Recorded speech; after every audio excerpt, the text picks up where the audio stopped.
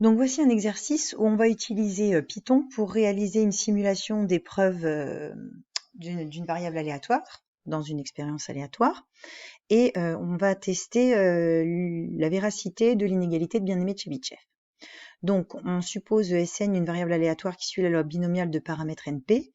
On nous demande dans un premier temps de déterminer l'expression de l'espérance de Sn et la variance de Sn. Donc, dans le cas d'une loi binomiale, on sait que l'espérance, c'est égal à n fois p, et que la variance, elle, est égale à n fois p fois 1 moins p.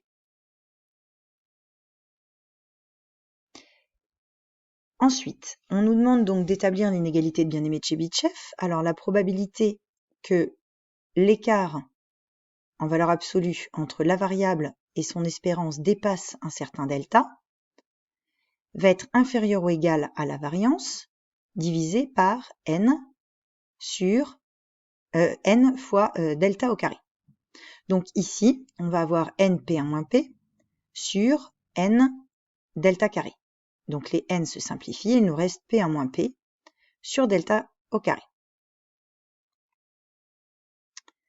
En déduire ensuite une majoration de cette probabilité dans le cas où on prend delta égale racine de n, donc il manque des valeurs absolues autour de Sn moins Np, puisque Np donc c'est l'espérance de Sn. Donc la probabilité que l'écart en valeur absolue entre Sn et l'espérance de Sn dépasse racine de n cette fois-ci va être inférieure ou égale à P1 moins P sur racine de n au carré, c'est-à-dire n. Ensuite, on va donc s'intéresser à une simulation qui nous est donnée par l'algorithme de Python épreuve. Donc épreuve avec le paramètre p, qui est un réel compris entre 0 et 1, est telle que si on prend un nombre aléatoire qui est plus petit que p, donc ça veut dire qu'on a une probabilité p de l'obtenir, on retourne 1 et sinon on retourne 0.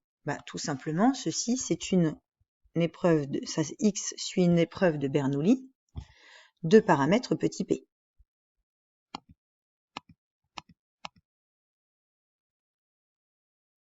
Ensuite, on va réaliser une deuxième simulation, la simulation avec la fonction var binôme ayant pour paramètres n et p. On voit qu'on initialise à 0 et que pour k allant de 1 à n, on va ajouter le résultat de l'épreuve, c'est-à-dire qu'on sait que ça sera un 1 ou un 0, en fonction donc si l'expérience random est bien inférieure à p, et on va sommer tout cela pour toutes les variables pour k allant de 1 à n. Donc tout simplement, on va compter le nombre de 1 qu'on a obtenu, et donc ça veut dire qu'on va avoir compté le nombre de succès. Donc ça, il s'agit tout simplement d'une loi binomiale de paramètres n et p.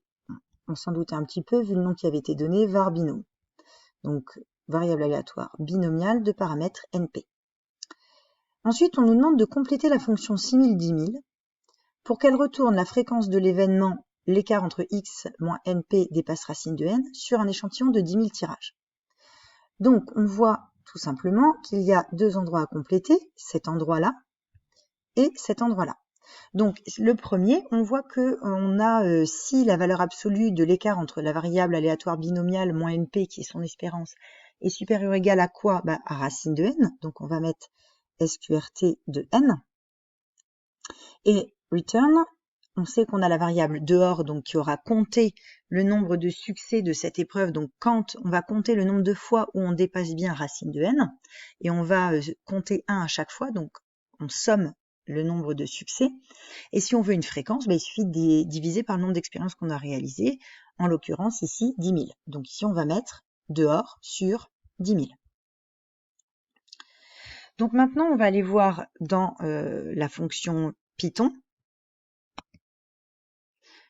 Python, donc vous voyez que j'ai remplacé ici par racine carrée de n, ici par dehors sur 10 000, et ensuite j'ai donc on valide donc la fonction qui a été, les trois fonctions qui ont été créées, et on va faire une simul 10 000 de 10,05. On obtient 0,0223. On recommence 0,0219, 0,0217, 0,0223. Donc tout simplement, on se rend compte qu'on est aux environs de, si on nous demande au centième, 0,02. Donc ils se situent tous aux alentours d'une probabilité de 0,02. Maintenant, on nous demande de revenir sur l'inégalité qu'on avait trouvée en A3. On avait trouvé que la probabilité est inférieure ou égale à P1 moins P sur N. Donc ici, P vaut 0,5, N vaut 10. Donc ça va nous donner 0,5 fois 0,5 sur 10, soit encore un quart sur 10, et donc 0,25 sur 10, c'est-à-dire 0,025. Or, d'après la simulation, on a obtenu des probabilités qui étaient aux alentours de 0,02. Donc, la probabilité de l'écart entre Sn et son espérance doit dépasser racine de n avec une probabilité proche de 0,02. Ce qui est cohérent avec l'inégalité de Bianet-Tchelitchev, puisque c'est inférieur ou égal à 0,025. Donc, l'inégalité de Bianet-Tchelitchev est bien vérifiée.